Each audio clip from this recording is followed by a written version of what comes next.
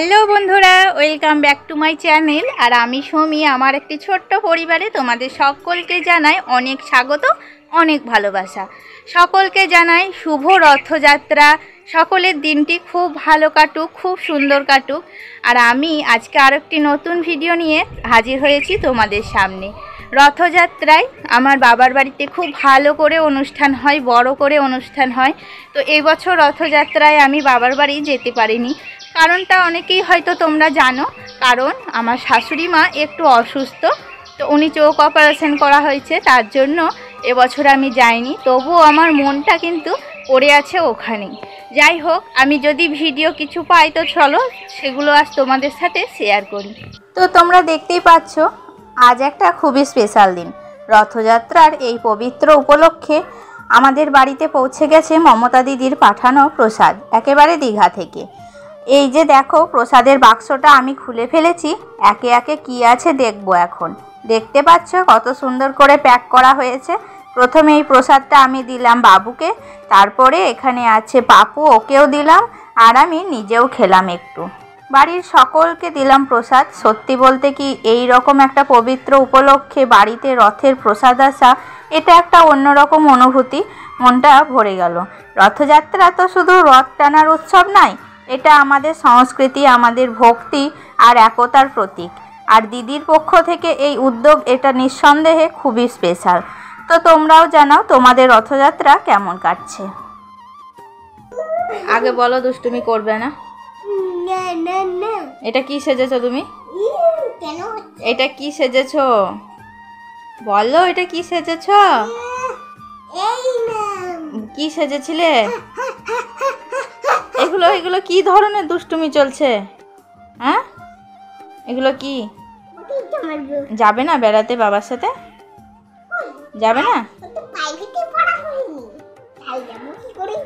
তাহলে তুমি একটু পড়তে বসো না বই নিয়ে। না, পড়ার তো কাজও নাই। কেন? নাই নাই নাই, আমি আগে করে নিয়েছি। আগে করে নিয়েছো? এই নাও একটা আমার পাঞ্চ। কই দেখি, আর একটা পাঞ্চ দেখি। তো দেখো, বাবু আবার দুষ্টুমি শুরু করেছে। দেখলেই ওর দুষ্টুমি, মাঝে মাঝে এরকম কাণ্ড করে বসে। শুধু আমার সঙ্গেই না, বাড়ির সবার সঙ্গেই এমন করে। আসলে ও তো সারাদিন একা থাকে, তাই ভালোবাসা পেতে চায়, আর তার প্রকাশ এই দুষ্টুমিতেই। যাই হোক, এবার আমরা বেরিয়ে পড়েছি। আজকে রথযাত্রা, তাই ভাবলাম বাইরে একটু ঘুরে আসি। এই দেখো, আমরা এখন রথ দেখতে এসেছি। চারপাশে মানুষজন আর আনন্দ, কিন্তু রথ টানতে ইচ্ছা হলেও উপায় নেই। আজকে আমরা মা জগন্নাথ প্রভুকে নাড়ব না। তো যাই হোক, রথযাত্রা মানেই ভক্তি, ভালোবাসা আর একটা অন্যরকম উচ্ছ্বাস। কিন্তু আজ যেন মনটা একটু অন্যরকম লাগছে। তবুও রথ মানেই শুভ দিন। প্রণাম করলাম ভগবান জগন্নাথকে। সবাই যেন ভালো থাকে, খুশিতে থাকে। আজকের দিনটা আমার কাছে একটু অন্যরকম, কারণ তোমরা শুনলে জানবে, বিয়ের পর আমি মাত্র এখানে একবারই রথযাত্রা দেখছি। তারপর থেকে প্রায় প্রতি বছরই রথ কাটিয়েছি বাবার বাড়িতে। বাবার বাড়ির রথ মানে ভিন্ন এক আনন্দ। ছোটবেলার বন্ধু, পাড়ার রথ, প্রসাদ আর মা বাবার সঙ্গে কাটানো সময়, সেই স্মৃতিগুলো আজও মনে পড়ে খুব। এবারে রথযাত্রাটা একটু অন্যরকম হলেও মনের মধ্যে ভক্তি ঠিক আগের মতোই রয়ে গেছে। তবে কি জানো, আমি ভাবছিলাম রথটা কোথায় দেখছি সেটা বড় কথা নয়। ঠাকুর তো সেই একই, জগন্নাথ প্রভু। ভক্তি তো আসলে মন থেকে আসে। রথ যদি একটু দূরে হয়, তবু ঠাকুরের প্রতি সেই শ্রদ্ধা আর সেই প্রণাম সব কিছু একই থাকে। আমি এখানেও ঠাকুরকে একই ভক্তি, ভালোবাসা দিয়ে প্রণাম করলাম।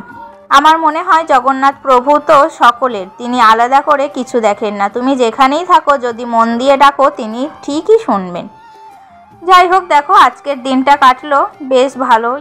তারপর আমরা সকলে মিলে বাড়ি চলে এসেছি। আর বাড়ি চলে এসেই এখানে তখন বাজে ঘড়িতে 6টা। আর আলাদা একটা শান্তি, সারাদিনের ভিড় চলাফেরা শেষে একটু আরাম করে বসা যাবে ভাবছি। কিন্তু তা করতে করতেই দেখো, তোমাদের দাদাভাই আবার বাবুর জন্য কিছু স্ন্যাক্স নিয়ে এসেছে। তো ভাবলাম এখনই এগুলো একটু গুছিয়ে রাখি। যা যা এনেছে দেখো, কয়েক প্যাকেট ম্যাগি আছে, বিস্কিট, চকোস আর হরলিক্স। তো আমি এখন এগুলো কেটে কেটে সব বয়ামে রেখে দিচ্ছি। আগের দিন আমি এই বয়ামগুলো একেবারে ভালো করে ধুয়ে পরিষ্কার করে রেখেছিলাম। আর আজ দেখো কি সুন্দর কাজে লেগে গেল। তাই বলি, সব কিছুই যদি আগে থেকে একটু করে গুছিয়ে রাখি, পরে কিন্তু আর বেগ পেতে হয় না একদম। এমনিতেই দিন শেষে এত কিছু থাকে মাথায়, তাই এমন ছোটোখাটো জিনিস আগে থেকে সাজিয়ে রাখলে অনেকটাই হালকা লাগে। তারপর তোমাদের দাদাভাই লাস্টে মিষ্টি মুখের জন্য নিয়ে এসছে একদম স্পেশাল লবঙ্গ লতিকা রথযাত্রা উপলক্ষে। তো ভাবলাম ভিডিও শেষটাও হোক এই মিষ্টি দিয়ে, সবারই মুখে একটু করে তুলে দিলাম আর এখন তোমাদেরও ভার্চুয়ালি খাইয়ে দিলাম। এই ছোট্ট রথযাত্রা 3টা ঘরের কাজ, বাবুর সাথে খুনসুটি, রথ দেখা সব মিলিয়ে কেমন যেন এক ঘরোয়া শান্তি ছিল। আমি তো বেশ উপভোগ করলাম। আর তোমাদের কেমন লাগলো এই ভিডিওটা অবশ্যই কমেন্ট করে জানিও। আর তোমাদের রথযাত্রা কেমন কাটলো সেটাও জানিও। তোমাদের গল্প শুনে আমারও ভালো লাগবে। চলো তাহলে এখানেই শেষ করছি আজকের ভিডিওটা। দেখা হবে আবার পরের ভিডিওতে।